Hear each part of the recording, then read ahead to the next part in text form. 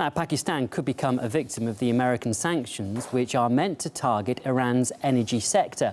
Washington's threatening penalties following the launch of a joint Iranian-Pakistani gas pipeline project on Monday. The deal will help to ease Pakistan's energy crisis, but Washington's concerned it will also enable Iran to sell more gas and undermine US sanctions against it. Well, Ahmad Qureshi joins us now. He's the president of the lobbying group Pak Nationalist Forum. Thank you very much for joining us.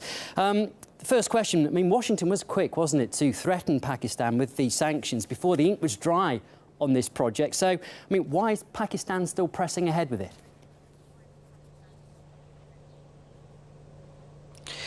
Well, obviously, the United States does not have much options when it comes to Pakistan. They need Pakistan for the withdrawal of American troops and other NATO troops from Afghanistan, and Pakistan is the only way out.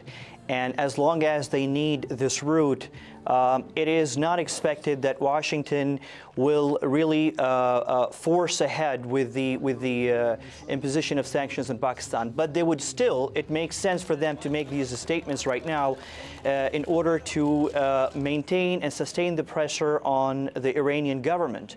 And of course, for the overall purpose of meeting their policy guidelines with regards to Iran. So it just seems to me, and seems to really many people here in Pakistan, that the Pakistani government did not go ahead with this project without taking everything into consideration. One of the key points that I'm sure Pakistani decision makers took into account is the fact that the United States may have to resort to giving some sort of indirect exemptions to the Pakistani government, exemptions from the law that imposes sanctions on countries dealing with Iran. And of course, the United States has done this in the case of several companies belonging to countries that are allied with the government of the United States.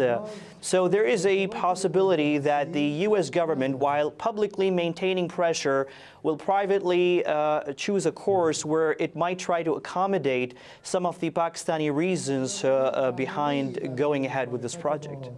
Yeah, you mentioned the reasons there, but is it pretty much a statement? I mean, there are commercial reasons, aren't there, behind this project, but the Iranian leader calls it a show of resistance against domination. Are there similar feelings in Pakistan, do you think?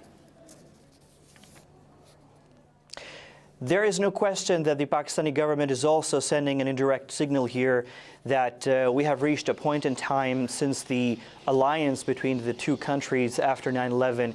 We've reached a point in time where the Pakistani interests are really diverging from those of the United States, and they do not meet or see eye to eye on everything, and certainly they do not see eye to eye on Iran and this project in particular. The United States has given Pakistan a lot of lip service to Pakistan's energy requirements. The U.S. government tried to engage Pakistan to meet Pakistani energy requirements, but it failed to, for example, meet a key Pakistani demand to spend approximately $1 billion on a mega energy project in Pakistan that would have solved the energy crisis in this country. The United States, unfortunately, despite passing several pieces of legislation to provide aid to Pakistan, including the very famous Kerry Lugar aid bill, failed to commit that kind of money to Pakistan's energy needs. And I think it is the Pakistani decision makers have reached the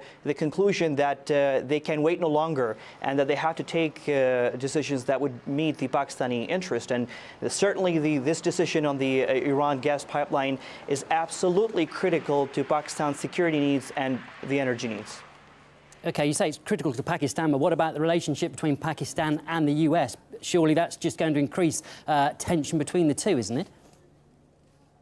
And the sanctions that might follow. Both countries, yes, both countries will be able to sort of maintain an acceptable level of engagement with each other. And it is not expected that this project would lead to a major rupture between both countries. And both Islamabad and Washington have faced critical moments over the past 5 years in their relationship. And they managed to sort of get over those points of crisis. And it just seems to me that this is one more point of crisis in the bilateral relationship that both governments would manage to overcome. Although I can see how this Pakistani decision actually would sort of create a huge dent in the American policy of containing Iran. It would do so.